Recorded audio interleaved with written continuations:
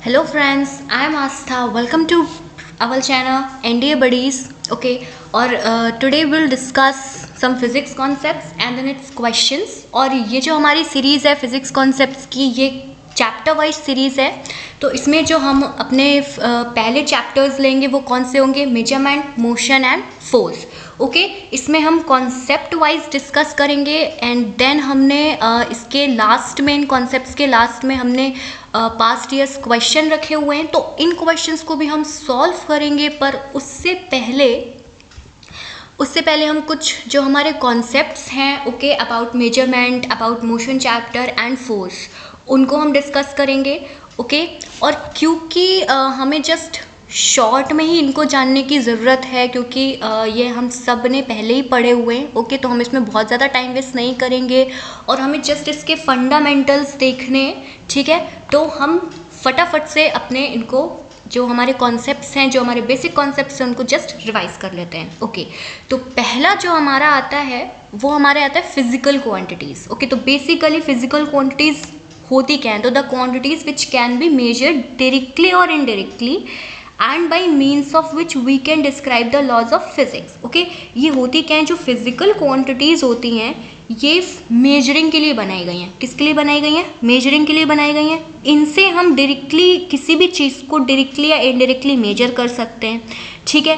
और ये मतलब कि कोई भी लॉ होता है फिज़िक्स का, उसको डिस्क्राइब करने में हमारी हेल्प करती हैं, ठीक है. जैसे कि फिजिकल क्वांटिटीज़ के आपने एग्जांपल पढ़े होंगे, से लेंथ हो गई, मास हो गई, वॉल्यूम हो गया, ठीक है. तो ये सब क्या है? ये सब फिजिकल क्वांटिटीज़ है. आप कोई भी लॉ पढ़ते हो उसमें ऑफकोर्स लेंथ इन्वॉल्व रहती है, ठीक है. आप कोई भी फॉर्मूला डिराइव करते हो तो लेंथ, मास, वॉल्यूम, एरिया, आप इन सब का यूज़ करते हो. तो ये सब क्या है? ये फिजिकल क्वांटिटीज़ हैं. ओके, अब जो हमारी फिजिकल क्वांटिटीज़ होती हैं वो टू टाइप्स की होती हैं. कौन कौन सी? फंडामेंटल क्वांटिटीज़ और डिराइव्ड क्वांटिटीज़. अब फंडामेंटल क्वांटिटीज़ क्या होती हैं? ये ऐसी क्वांटिटीज़ होती हैं जो किसी दूसरे पर डिपेंड नहीं करती हैं. ओके, ये सिंगल क्वांटिटीज़ होती हैं, ठीक है. ये किसी दूसरी क्वांटिटीज़ में डिपेंड नहीं करती हैं, ये अपनी डेफिनेशन को खुद कंप्लीट करती हैं. ओके, इसीलिए हम इनको और क्या बोलते हैं? इनको बेस क्वांटिटीज़ भी बोला जाता है. ये टोटल 7 होती हैं. 7 कौन कौन सी होती हैं? फटाफट से रिवाइज कर लेते हैं. Length, mass, time, electric current, thermodynamic temperature, luminous intensity और अमाउंट ऑफ सब्सटेंस. ओके, ये हमारी 7 क्या होती हैं? ये फंडामेंटल क्वांटिटीज़ होती हैं. ओके, अब नेक्स्ट हमारी क्या है? Derived quantities. डिराइव्ड क्वांटिटीज़ से हमें नाम से ही पता चल रहा है डिराइव, ठीक है. तो इनको कहीं ना कहीं से निकाला गया होगा, ठीक है. तो डिराइव्ड क्वांटिटीज़ ऐसी क्वांटिटीज़ होती हैं जो फंडामेंटल क्वांटिटीज़ के टर्म पे हम एक्सप्रेस करते हैं जिनको, ठीक है. ये जैसे कि स्पीड हो गई, वॉल्यूम हो गया, एक्सेलरेशन हो गया, ठीक. तो ये क्या होते हैं? ये डिराइव्ड क्वांटिटीज़ होती हैं. अब जैसे समझेंगे कैसे? जैसे स्पीड है, ठीक है. तो स्पीड की जो यूनिट होती है क्या होती है? मीटर पर सेकेंड होती है, ठीक है. तो मीटर किसका है? फंडामेंटल क्वांटिटी लेंथ का है, ठीक है. और सेकेंड किसका है? टाइम का है, ठीक. बेसिकली जो क्वांटिटीज़ हैं फिजिकल क्वांटिटी, ये सब मैन मेड है.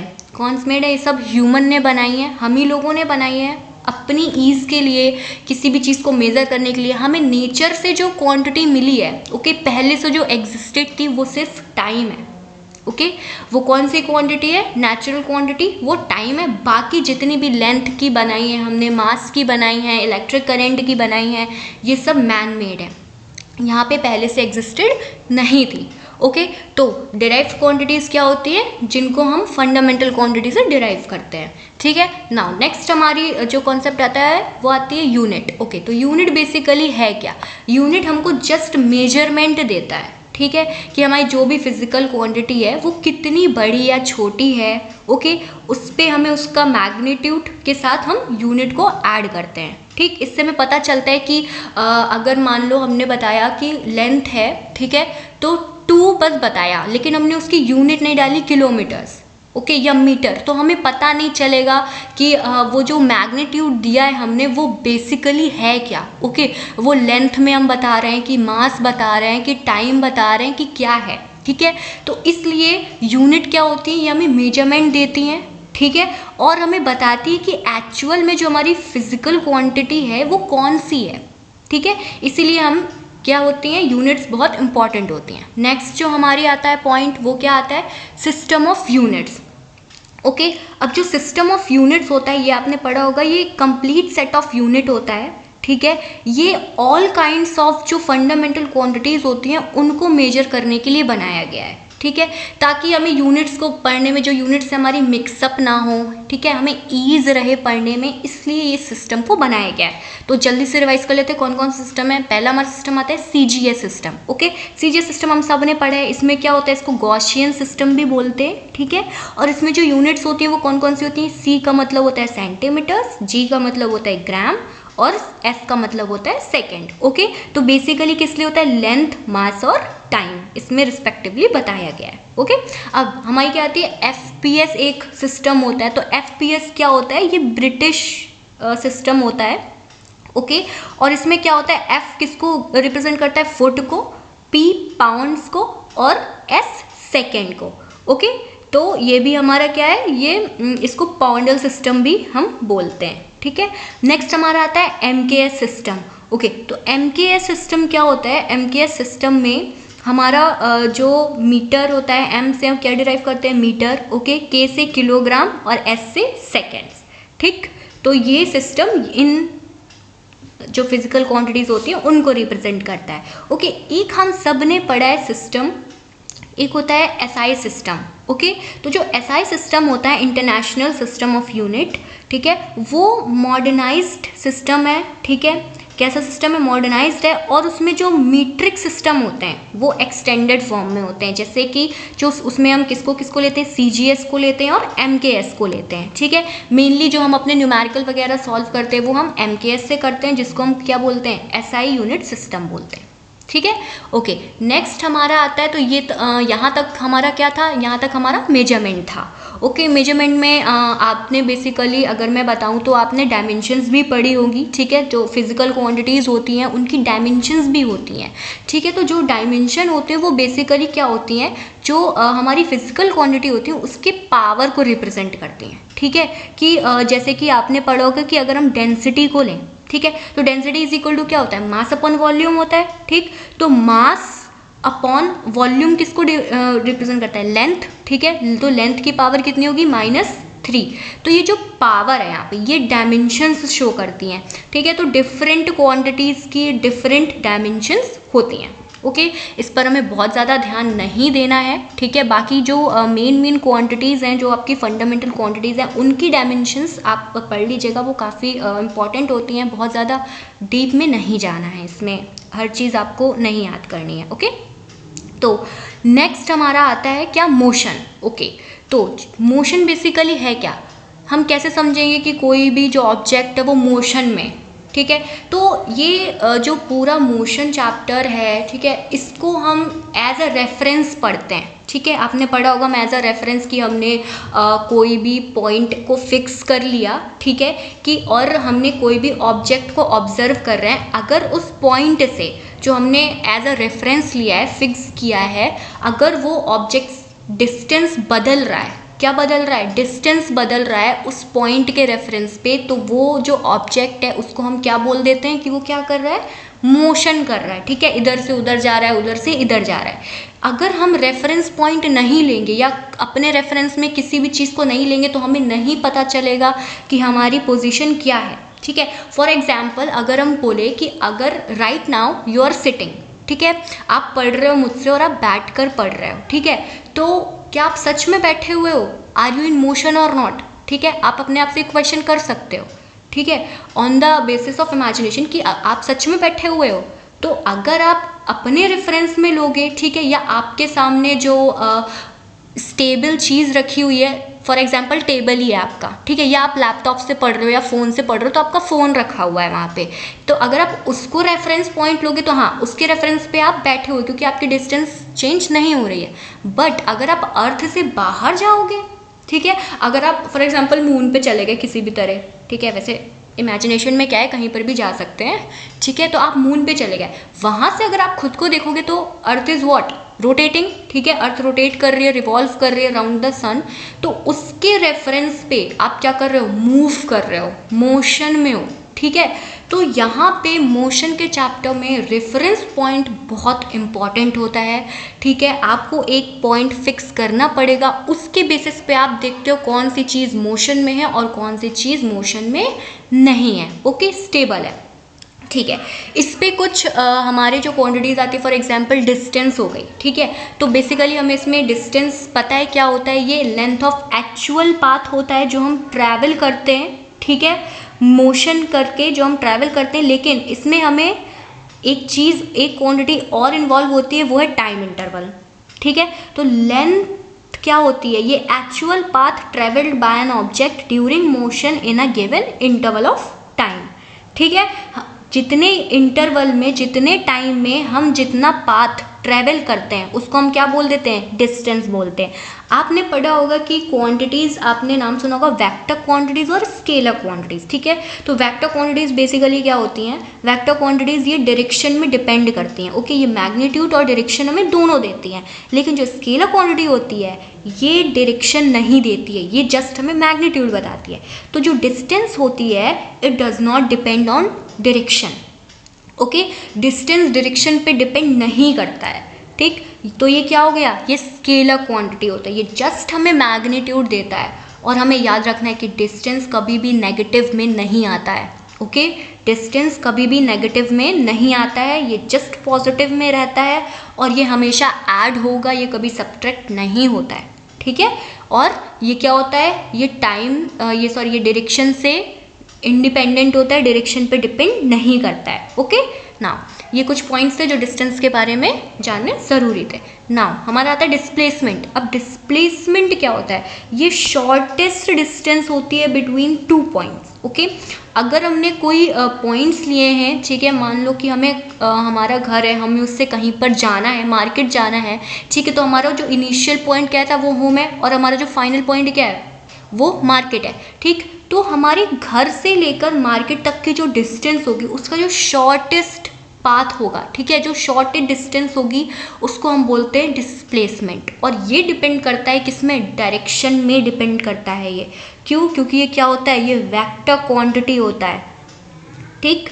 तो ये क्या होता है, ये डिस्प्लेसमेंट होता है। नेक्स्ट हमारी जो क्वांटिटी आती है क्या आती है, स्पीड, ओके। स्पीड क्या होता है, ये हमें पता है कि distance travelled by the object per unit time, okay. जो हमारा पर यूनिट टाइम जो हम ले रहे हैं उतने टाइम पे जितनी हम क्या डिस्टेंस ट्रैवल करते हैं उसको हम क्या बोलते हैं, हमारी वो स्पीड होती है कि हमने कितनी स्पीड पे कितनी डिस्टेंस ट्रैवल की। इसका तो हमें सबको फॉर्मूला पता है कि स्पीड इज इक्वल टू क्या होता है, डिस्टेंस अपॉन टाइम, ठीक है, distance travelled upon time taken. जितना हमने टाइम टेकन लिया उतने उसको हम डिवाइड कर देंगे तो हमारी क्या आ जाएगी, स्पीड आ जाएगी, ठीक। अब जो हमारी स्पीड आती है, जो स्पीड होती है, आपने स्पीड के काफ़ी टाइप्स पढ़े होंगे, like uniform speed, non uniform speed, average speed, instantaneous speed, ठीक है। तो मेन जो हमें इसमें फॉर्मूला याद रखना है वो एवरेज स्पीड का याद रखना है, वो क्या होता है 2v1v2 upon v1 plus v2। यहाँ पे v क्या रिप्रेजेंट कर रहा है, हमारे वेलोसिटी, ओके। नाउ यहाँ पे जो हमारा नेक्स्ट आता है वो क्या आता है, हमारा इंस्टेंटेनियस स्पीड, ठीक। ये क्या होता है, जो इंस्टेंटेनियस स्पीड होती है ये when an object is travelling with a variable speed, ठीक है। जब जो स्पीड होती है ऑब्जेक्ट की वो क्या कर जाती है, वेरिएट कर जाती है, ठीक है। और हम कोई एक इंस्टेंट चूज़ करते हैं, ठीक है, हम टाइम का कोई एक इंस्टेंट लेते हैं और उसमें हमें अगर उस ऑब्जेक्ट की स्पीड को कैलकुलेट करना होता है तो हम कैसे करते हैं, लिमिट्स dt टेंड्स टू 0, ठीक है, ds अपॉन dt, ठीक। यहाँ पे क्या है, डिस्टेंस और टाइम, ठीक। तो फॉर्मूला वही रहता है, जस्ट हम स्पीड को किसी इंस्टेंट पर कैलकुलेट करते हैं, ठीक है। नाउ नेक्स्ट हमारा आता है क्या, ओके, तो यहाँ पे वेलोसिटी, ठीक। नेक्स्ट हमारी क्या आती है, वेलोसिटी, ठीक। तो वेलोसिटी क्या होता है, the time rate of change of displacement, okay. जो डिस्प्लेसमेंट होता है, ठीक, जितने डिस्प्लेसमेंट में हम रेट चेंज करते हैं अपना, ठीक है, और क्या कवर करते हैं, हम जितना डिस्प्लेसमेंट करते हैं जितने टाइम पे, ठीक, उससे हमें क्या मिलती है, हमें वेलोसिटी मिलती है, ठीक। The time rate of change of displacement an object in a particular direction, ठीक। और ये क्या होती है, ये डायरेक्शन बेस्ड होती है। ये कैसी होती है, डायरेक्शन पर डिपेंड करती है, ठीक। तो इसे हम क्या बोलते हैं, इसे हम वेलोसिटी बोलते हैं। और ये किस तरह निकलती है, डिस्प्लेसमेंट अपॉन टाइम। अब आपकी जो वेलोसिटी भी होती है ये भी काफ़ी टाइप्स की होती है, like uniform velocity, non uniform velocity, average velocity और इंस्टेंटेनियस वेलोसिटी। ओके, तो ये आप पढ़ सकते हैं। नेक्स्ट हमारी टर्म आती है, कौन सी टर्म आती है, एक्सेलरेशन। ओके, जो एक्सेलरेशन होती है वो क्या होता है, the time rate of change of velocity. अब वेलोसिटी में जितना चेंज आता है, ठीक है, टाइम के हिसाब से हम अपनी वेलोसिटी में जो चेंज लाते हैं उसको हम क्या बोलते हैं, एक्सेलरेशन ऑब्जेक्ट का बोलते हैं, ठीक है, कि वो क्या कर रही है, एक्सेलरेट कर रही है।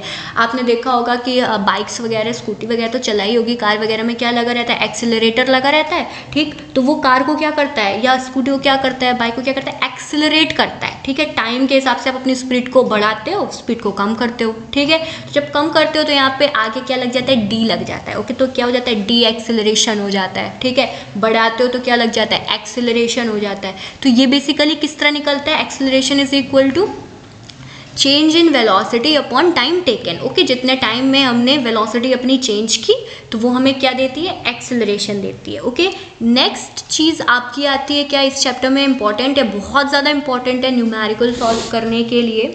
ओके, वो है आपकी क्या, इक्वेशंस ऑफ मोशन। ओके, क्या है आपकी, इक्वेशंस ऑफ मोशन आ गई हैं, ठीक।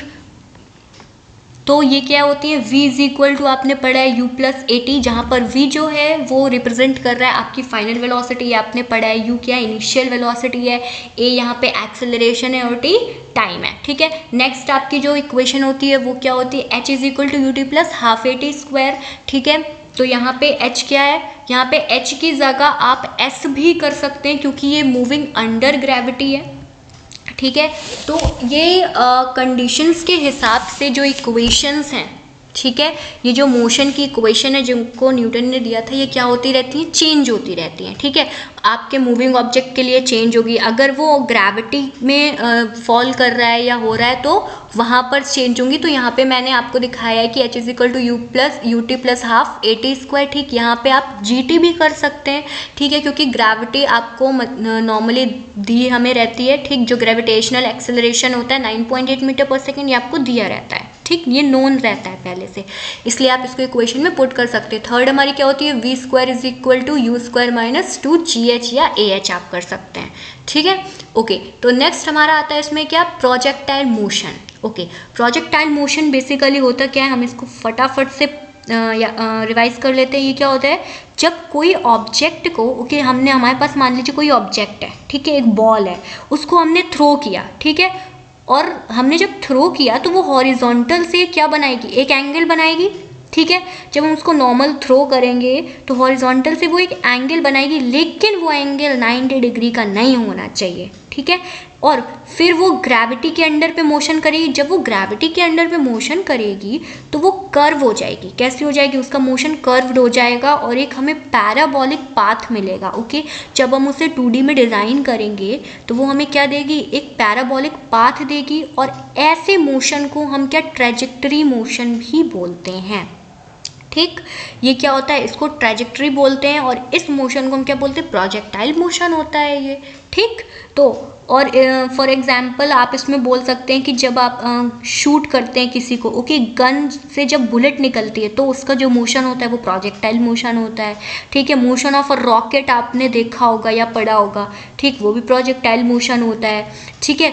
और इसमें प्रोजेक्टाइल मोशन में जो हॉरिजॉन्टल कंपोनेंट होता है वेलोसिटी का, वो क्या होता है, कॉस थीटा होता है, ठीक है, वो यू कॉस थीटा होता है। वो जो प्रोजेक्टाइल होता है वो रिस्पॉन्सिबल होता है कौन से मोशन के लिए, उस ऑब्जेक्ट के हॉरिजॉन्टल मोशन के लिए, ठीक। और जो नेक्स्ट हमारा कंपोनेंट होता है वो कौन सा होता है, वो वर्टिकल कंपोनेंट होता है। उसमें जो वेलोसिटी होती है वो क्या होती है, यू साइन थीटा होती है, उसको हम एज अ साइन थीटा लेते हैं, ठीक है। वो रिस्पॉन्सिबल होता है कौन से मोशन के लिए, हमारे वर्टिकल मोशन के लिए। ओके ओके, तो नेक्स्ट इसमें टर्म आती है क्या, टाइम ऑफ फ्लाइट। इसमें जो हमारा क्या होता है, इसमें टाइम ऑफ फ्लाइट होती है। अब जो टाइम ऑफ फ्लाइट होती है तो ये क्या होता है, it is a time taken by the projectile, ठीक है। जो हमारा प्रोजेक्टाइल है, हमने जो ऑब्जेक्ट फेंका हुआ है वो कितना टाइम लेगा, ठीक है।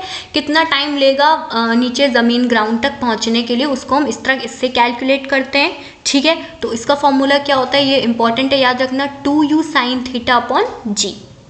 ठीक है, नाउ नेक्स्ट हमारी टर्म आती है इसमें मैक्सिमम हाइट। ओके, तो ऑफ कोर्स ये ऑब्वियस है कि जब आप कोई चीज़ फेंकोगे, ठीक है, तो वो एक मैक्सिमम हाइट तक जाएगी। ठीक है, फिर ग्रेविटी की वजह से क्या होगा, वो वापस आना चालू हो जाएगी। तो मैक्सिमम हाइट क्या होती है, हमने जो प्रोजेक्टाइल फेंका अपना, उसने कितनी अटेन मतलब कि कितनी मैक्सिमम हाइट को अटेन किया। ठीक है, हम वो भी निकाल सकते हैं। कैसे, कौन से फॉर्मूले से, h is equal to you square sine square theta upon 2j से। ठीक है, तो ये सारे फॉर्मूले हमारे कहाँ यूज़ होंगे, न्यूमेरिकल्स में यूज़ होंगे। ठीक है, नेक्स्ट इसमें हमारी टर्म आती है क्या, रेंज आती है। ओके, रेंज क्या होता है, ये डिस्टेंस बिटवीन क्या, स्टार्टिंग पॉइंट और फाइनल पॉइंट। ये काफ़ी इंपॉर्टेंट चीज़ होती है कि भाई अगर हमने कोई चीज़ फेंकी, ठीक है, तो कितनी दूर गई। ठीक है, उसने कितने का रेंज, उसने कितना पैरामीटर कवर किया, कितना रेंज कवर किया, ये पता होना ज़रूरी है।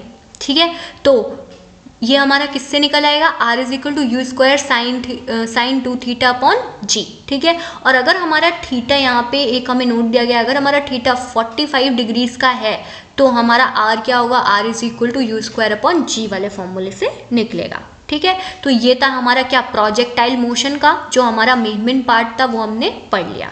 नाउ अब हमारा आता है नेक्स्ट, हमारा आता है circular motion. Okay, circular motion क्या होता है, हमें पता है जब भी कोई ऑब्जेक्ट मूव करता है, कौन से पाथ में मूव करता है, सर्कुलर पाथ में मूव करता है। उसकी स्पीड कैसी रहती है, कांस्टेंट रहती है, तो हम उसे यूनिफॉर्म सर्कुलर मोशन बोलते हैं। ठीक है, अब इसमें जो टर्म्स आती हैं वो फटाफट हम रिवाइज कर लेते हैं। वो कौन कौन सी टर्म आती है, एंगुलर डिस्प्लेसमेंट आता है। ठीक है, तो एंगुलर डिस्प्लेसमेंट को हम किससे रिप्रेजेंट करते हैं, थीटा से रिप्रेजेंट करते हैं, और इसका फॉर्मूला क्या होता है, length of the arc upon radius of the circle. ठीक है, तो बेसिकली जो हमारा एंगुलर डिस्प्लेसमेंट होता है वो होता क्या है कि the angle turned by an moving object. ठीक है, जब कोई ऑब्जेक्ट सर्कुलर मोशन करता है तो वो जितना एंगल टर्न करता है, क्या करता है, जितना एंगल टर्न करता है एक रेफरेंस से। ठीक है, एक हम रेफरेंस पॉइंट या लाइन लेते हैं, उस लाइन से वो जितना एंगल टर्न करता है, ठीक है, उस एंगल को हम क्या बोलते हैं, एंगुलर डिस्प्लेसमेंट। ठीक है, वो हमें डिस्प्लेसमेंट देता है। नाउ अब आती है हमारी एंगुलर वेलोसिटी। एंगुलर वेलोसिटी क्या होती है भाई, कि जब भी हमारा ऑब्जेक्ट क्या होता है, सर्कुलर पाथ में गोल गोल मोशन कर रहा होता है, ठीक है, तो सर्कुलर मोशन में ही वो as the time rate change, ठीक है, जब वो एंगुलर डिस्प्लेसमेंट देता है, और अगर हम उसमें टाइम को भी इन्वॉल्व कर दें कि कितने टाइम में वो कितना एंगुलर डिस्प्लेसमेंट दे रहा है, ठीक है, तो वो हमें क्या दे देगा, उसकी एंगुलर वेलोसिटी। और ये कैसे हम इसको फाइंड आउट करेंगे, एंगुलर डिस्प्लेसमेंट अपॉन टाइम। ठीक है, delta theta upon delta T. ठीक है, इसको हम किससे रिप्रेजेंट करते हैं, ओमेगा से रिप्रेजेंट करते हैं। ओके, इसका एक और फॉर्मूला हमें पता होना चाहिए, वो है 2 पाई अपॉन टी। ठीक है, तो नेक्स्ट है हमारा आता है क्या, relationship between linear velocity and angular velocity का भी यहाँ पे फॉर्मूला दिया गया है। जो लीनियर वेलोसिटी होती है वो क्या होती है, हमें पता है वो स्ट्रेट लाइन मोशन होता है। ठीक है, एंगुलर वेलोसिटी में क्या होता है, आपको पता है कि उसमें जो हमारा ऑब्जेक्ट होता है वो गोल गोल घूम रहा होता है। ठीक है, तो इसका इनके बीच में जो रिलेशन होता है वो कैसा होता है, v is equal to R into omega. ठीक है, linear velocity is equal to radius into omega angular velocity. ठीक है, ये हमें याद रखना है, ये हमारे न्यूमेरिकल सॉल्व करने में हेल्प करेगा। ओके, नेक्स्ट हमारा आता है एंगुलर एक्सेलरेशन। अब ऑफ कोर्स डिस्प्लेसमेंट है, वेलोसिटी है, तो एक्सेलरेशन भी होगा ही होगा। ठीक है, तो अब वो उसकी वेलोसिटी में जितना चेंज आता है, ठीक है, टाइम के हिसाब से जो एंगुलर वेलोसिटी आती है उसमें जितना चेंज आता है हम उसे एंगुलर एक्सेलरेशन कहते हैं। ठीक है, ये बेसिकली हमारी डेफिनेशन चेंज है, जस्ट क्या चेंज हो रहा है यहाँ पे, टर्म्स चेंज हो रही है हमारी। ओके, जो हमारी वोकैबुलरी है वो चेंज हो रही है, बाकी सारी चीज़ें क्या है, सेम है। ठीक है, तो इसको हम कैसे फाइंड आउट करेंगे, इसको अल्फा से रिप्रेजेंट करते हैं, और अल्फा इज इक्वल टू क्या होता है, D omega by D T.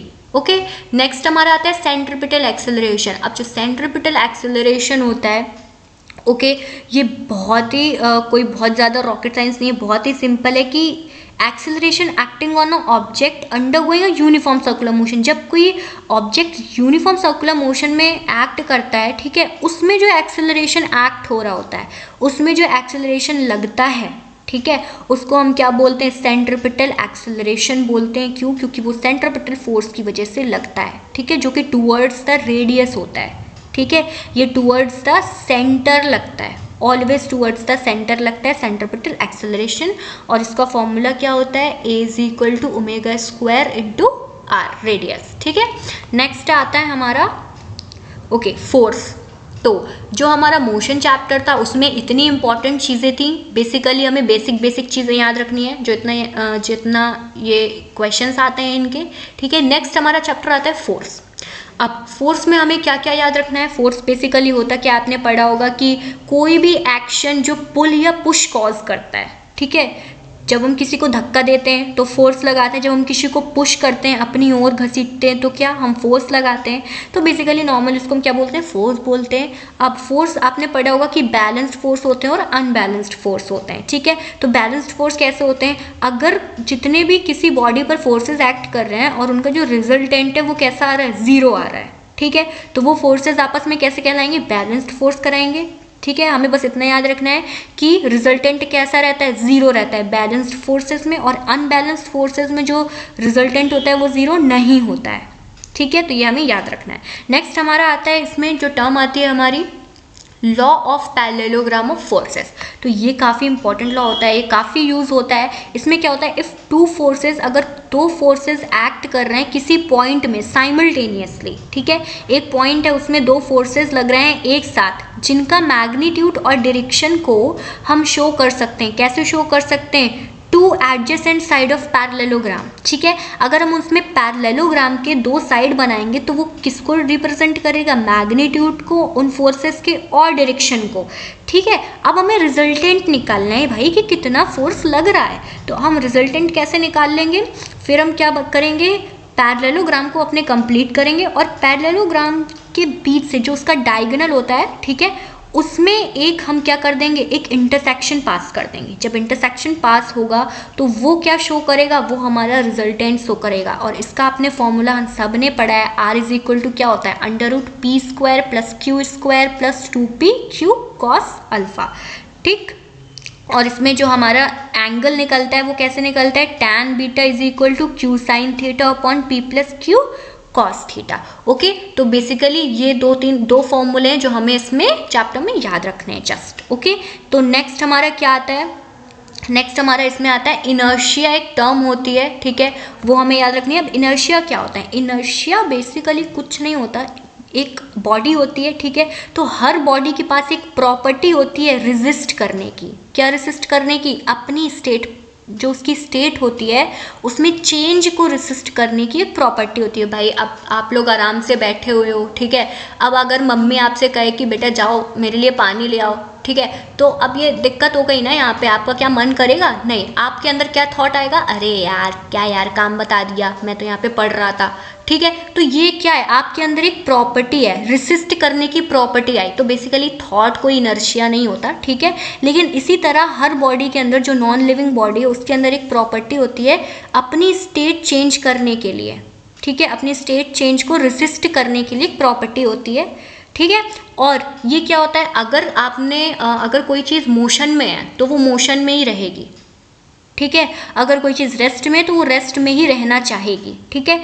इस प्रॉपर्टी को हम क्या बोलते हैं, इनर्शिया बोलते हैं। और इनर्शिया भी काफ़ी टाइप्स के होते हैं, लाइक इनर्शिया ऑफ रेस्ट होता है, ठीक है, इनर्शिया ऑफ मोशन होता है, इनर्शिया ऑफ डायरेक्शन होता है। अगर कोई बॉडी किसी डायरेक्शन में जा रही है तो उसको चेंज करने का मन नहीं होता है अपनी डायरेक्शन, या मोशन कर रही है तो रुकने का मन नहीं होता, ठीक है, या रेस्ट कर रही होती है तो बेसिकली मोशन में आने का मन नहीं होता। तो इस प्रॉपर्टी को हम क्या बोलते हैं, इनर्शिया बोलते हैं, ठीक है।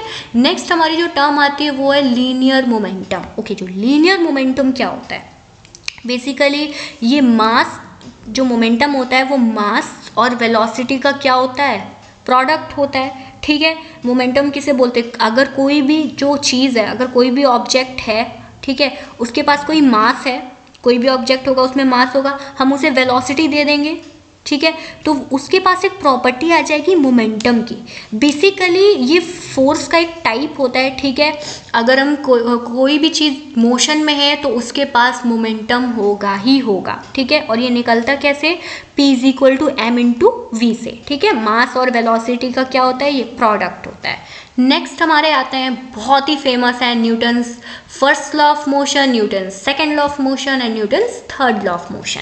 तो ये हम सब ने पढ़ा है कि Newton's first law of motion क्या होता है।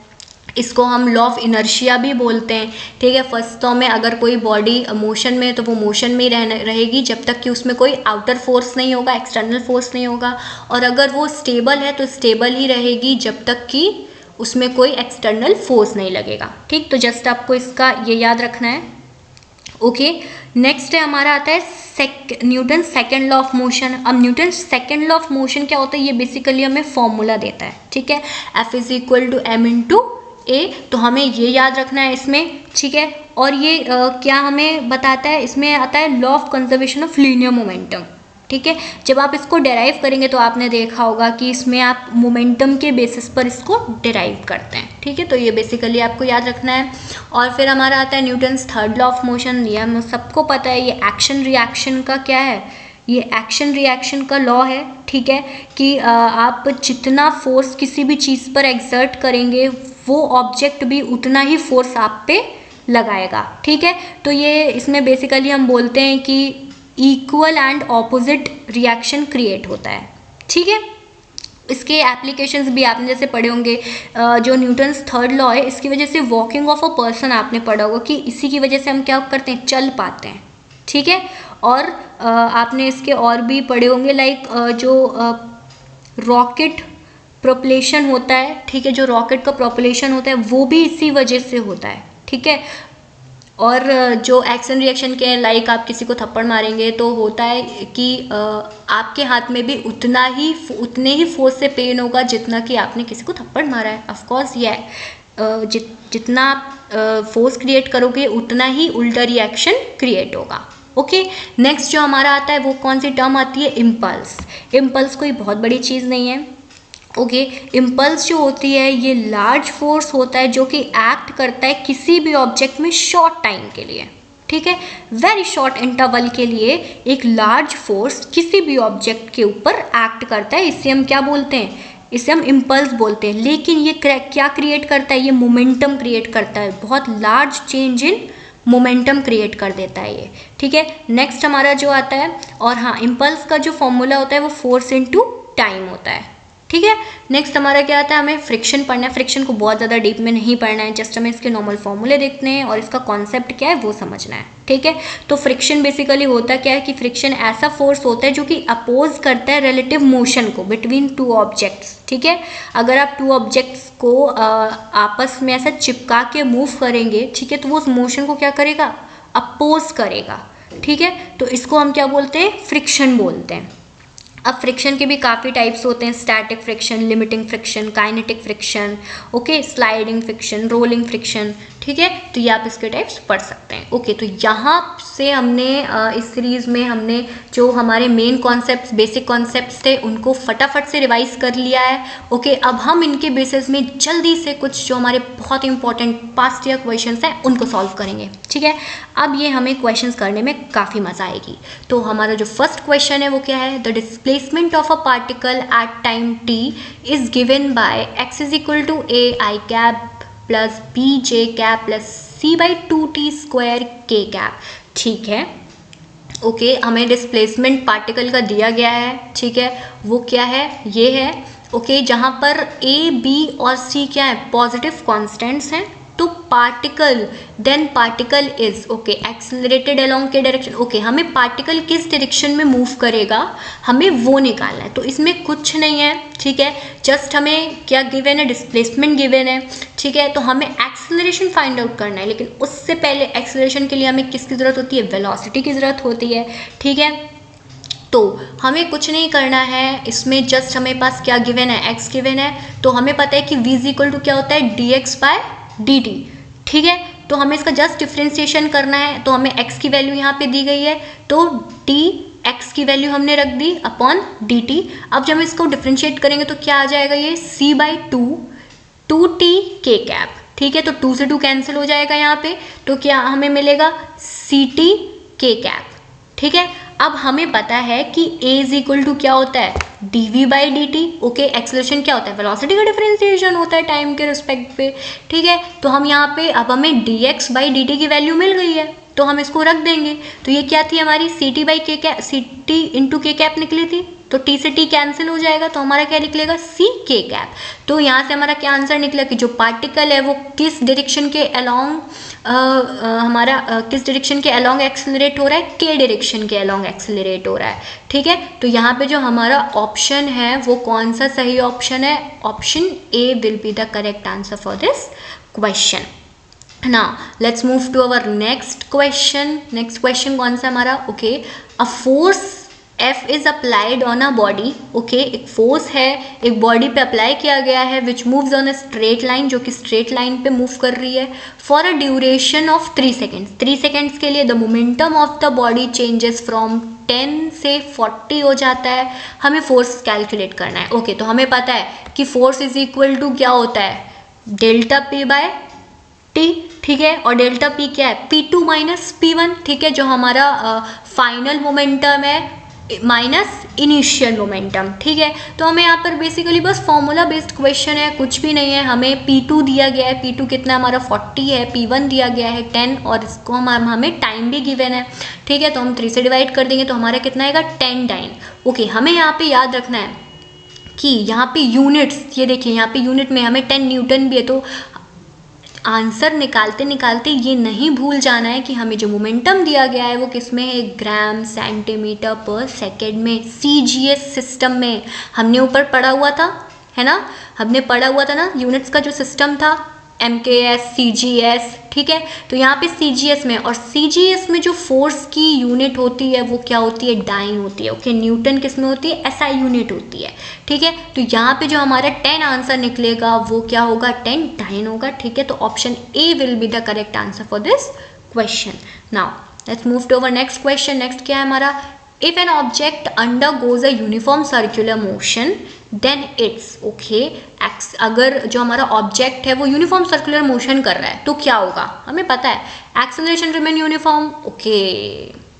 एक्सेलरेशन क्या होगा, हमें दिया ही गया है कि यूनिफॉर्म सर्कुलर मोशन कर रहा है, तो हाँ, ठीक है। और क्या वेलोसिटी चेंज, तो यस, इसमें क्या होगा, जो हमारी वेलोसिटी होगी वो चेंज होगी, ठीक है। क्यों वेलोसिटी क्यों चेंज होगी, क्योंकि वेलोसिटी क्या है, डायरेक्शन पे डिपेंड कर रही है, ठीक है। और अगर डायरेक्शन बदलती है तो वेलोसिटी भी क्या होती है, चेंज होती है, ठीक है।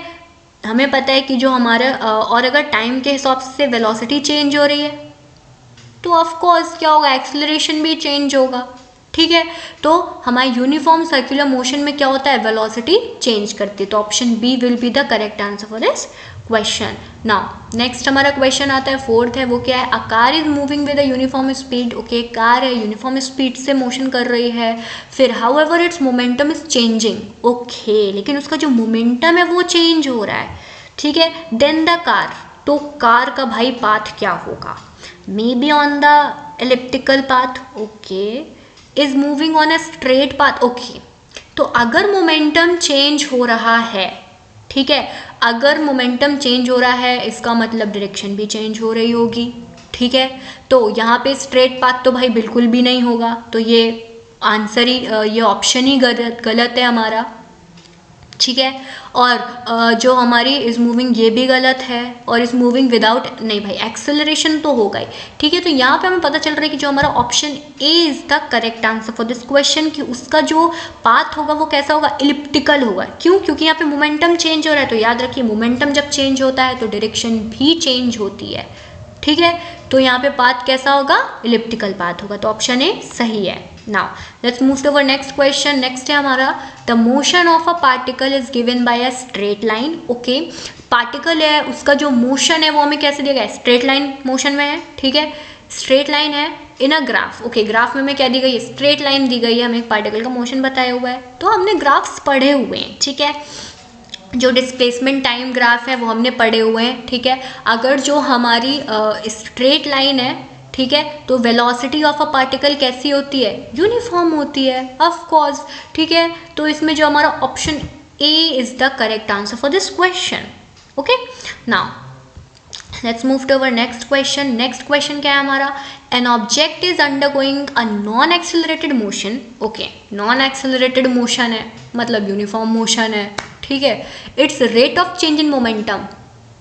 ओके, ये थोड़ा सा स्टूपिड क्वेश्चन है। रेट ऑफ मोमेंटम, भाई नॉन एक्सेलरेटेड है और क्या पूछा है, मोमेंटम में क्या पूछा है, रेट ऑफ चेंज पूछा है। तो भाई जब नॉन एक्सेलरेटेड है तो मोमेंटम में तो कोई चेंज नहीं आएगा।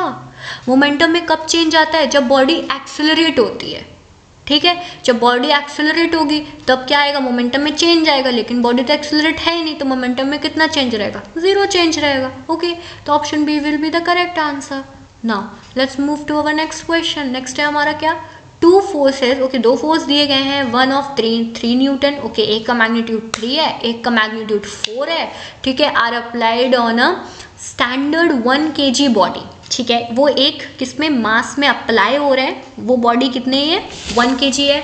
उसको हॉरिजॉन्टल फ्रिक्शन लेस सरफेस पे रखा गया है simultaneously along X and Y axes respectively, ठीक है। तो हमें क्या निकालना है, रिजल्टेंट एक्सेलरेशन निकालना है, ठीक है, मैग्नीट्यूड ऑफ रिजल्टेंट एक्सेलरेशन। तो हमें पता है, ओके, एक्स एक्सिस के अलोंग क्या है, F1 लग रहा है, ठीक है, 3 न्यूटन। वाई एक्सिस के अलोंग कितना लग रहा है, F2 लग रहा है, 4 न्यूटन, ठीक है। और अगर टू बॉडीज पे हमें पता है कि रिजल्टेंट निकालने के लिए कौन सा फॉर्मूला लगता है, F is equal to under root F1 का स्क्वायर प्लस F2 का स्क्वायर। ओके, तो इससे जो हमें फोर्स निकला, हमारा जो रिजल्टेंट फोर्स पहले हम निकालेंगे, ठीक है। तो हमारा जो रिजल्टेंट फोर्स निकला वो कितना निकला, 5 न्यूटन निकला, ठीक है। अब according to second law of motion हम इसमें लगाएंगे, ठीक है। तो सेकेंड लॉ ऑफ मोशन के हिसाब से F is equal to F, जो फोर्स का फॉर्मूला क्या होता है, m/a होता है। तो यस, m की वैल्यू हमें क्या है, गिवन है, वो कितनी है, 1 है, ठीक है। तो हमें एक्सेलरेशन निकालना है, तो a इज इक्वल टू क्या हो जाएगा, F/m, तो 5/m, तो 5 क्या 1। ओके, तो ये हमारा कितना निकल आएगा, 5 मीटर पर सेकेंड स्क्वायर। तो यहाँ पे हम देख सकते हैं कि option C is the correct answer for this question. Now let's move to our next question. Next है हमारा, ओके, बहुत ही सिंपल है। In SI unit of force newton is given by, ठीक है। न्यूटन को जो SI यूनिट होती है फोर्स की, न्यूटन कितने होते हैं उसमें, ठीक है। तो ये हमें पता है कि 1 newton is equal to 1 kg metre per second square, ठीक है। 1 newton is equal to 2 kg metre per second square नहीं होता है, ना 4 होता है, ना 3 होता है। वो क्या होते हैं, आपस में इक्वल होते हैं, ओके, यूनिट में होते हैं, ठीक है। तो क्या होगा, 1 newton is equal to 1 kg metre per second square. Option b is the correct answer. Now next है हमारा, the impulse on a particle due to, okay, हमने इम्पल्स पढ़ी थी ऊपर, ठीक है। तो उस पर एक क्वेश्चन आया है कि the impulse on a particle due to a force acting on it during a given time interval is equal to change in its. Okay, एक ऑब्जेक्ट है, ठीक है, एक पार्टिकल है, उसमें क्या लग रही है, इम्पल्स लग रहा है, ठीक है। फोर्स एक्ट कर रहा है गिवन टाइम इंटरवल पे, तो किस में चेंज आएगा, हमें पता है कि जब इम्पल्स होता है तो इम्पल्स किस में चेंज करता है, मोमेंटम में, ठीक है। किस में चेंज करता है, मोमेंटम में। तो option B will be the correct answer for this question. Okay, तो हमारा जो लास्ट क्वेश्चन है अब हम उसे सॉल्व करेंगे। ओके, तो लास्ट क्वेश्चन काफ़ी यहाँ पे अच्छा दिख रहा है हमको, ठीक है। तो let's see, a bullet is fired vertically. Okay, एक बुलेट है, ठीक है, उसको हमने फायर किया, वर्टिकली फायर किया, ओके, ऊपर की ओर, from a 400 meter tall tower. Okay, 400 meter का टॉल टावर है, उससे हमने उसको फायर किया with a speed of 80 meter per second. Speed हमें दी गई है कितनी, 80 meter per second. Okay, if G is taken as 10, okay, G को हमने 9.8 ना लेकर के हमने एज अ 10 लिया है, then time taken by a bullet to reach the ground. Okay, हमें टाइम निकालना है। तो बेसिकली जो हमारा टोटल टाइम होगा, क्योंकि हमें बुलेट का कहाँ तक निकालना है, ऊपर से लेकर के नीचे तक, ग्राउंड तक पहुँचने में हम टोटल टाइम लेंगे। क्योंकि जो हमने पहले बुलेट को फायर किया तो वो कहाँ गई, 400 मीटर से एक उसने मैक्सिमम हाइट गेन की होगी, ठीक है, हमने पढ़ा है प्रोजेक्टाइल मोशन में, ठीक है। तो वहाँ पर उसको वो हाइट गेन करने में कितना टाइम लगा, वो एक टाइम होगा, उसको हमने क्या लिया, T1 लिया, ठीक है।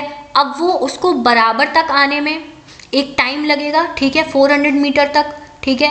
तो वो भी तो T1 और T2 आप यहाँ पे देख सकते हैं, ये देखिए एक ये T1 लिया और एक बराबर आने में टाइम लगेगा उसको, तो यहाँ पे हमने T2 ले लिया, ठीक है। तो बेसिकली देखा जाए तो ये बराबर ही होगा, क्योंकि डिस्टेंस बराबर है तो टाइम ट्रेवल भी बराबर ही होगा, ठीक है। तो प्लस T2 और T3, यहाँ से यहाँ तक जाने में इसको जो टाइम लगा उसको हम T3 मान लेते हैं, ओके।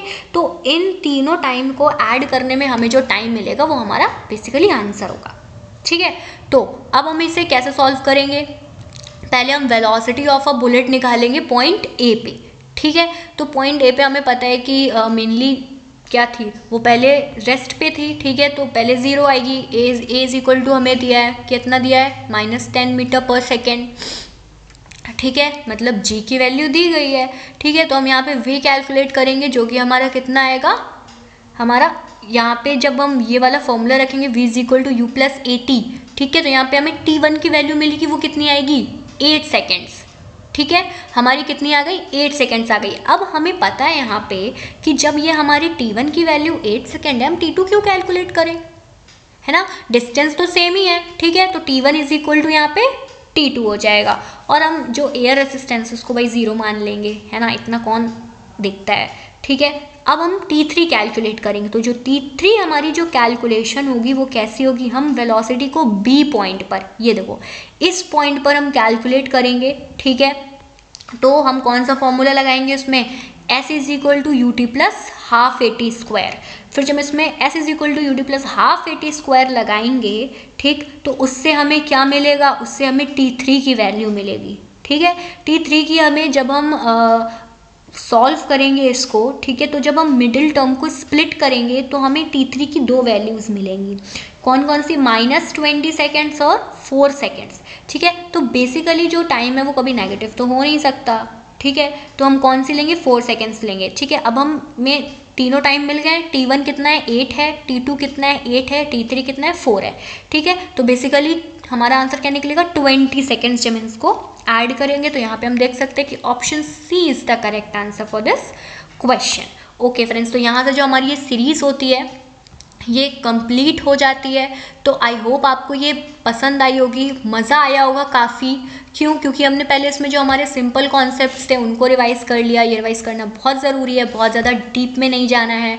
कभी कभी क्या होता है कि हम हर चीज़ पढ़ चुके हैं लेकिन समझ नहीं आता कि कैसे रिवाइज़ करें और फिर कैसे ये जो क्वेश्चंस हैं कौन कौन से कैसे कैसे सॉल्व करें। तो कोई ज़रूरत नहीं है, हमारी पूरी प्लेलिस्ट है इस पर, ओके। आप हमारे चैनल पे जाइए, ओके, वहाँ पे फिज़िक्स के जो कॉन्सेप्ट्स हैं उनकी प्लेलिस्ट पे क्लिक करिए और आपको सारे MCQs जितने भी पास्ट ईयर हैं, इम्पॉर्टेंट हैं, ओके, वो आपको सब मिल जाएंगे। आपको जस्ट अपने 20 मिनट्स देने हैं, ओके। और ये हर exam like NDA, FCAT, CDS सब के लिए बहुत ही ज़्यादा इम्पॉर्टेंट है। और यहाँ पे हमने आपको शॉर्ट नोट्स भी प्रोवाइड करवाए हैं, ओके। तो अगर आपको ये अच्छा लगा तो please like, subscribe and share. Thank you.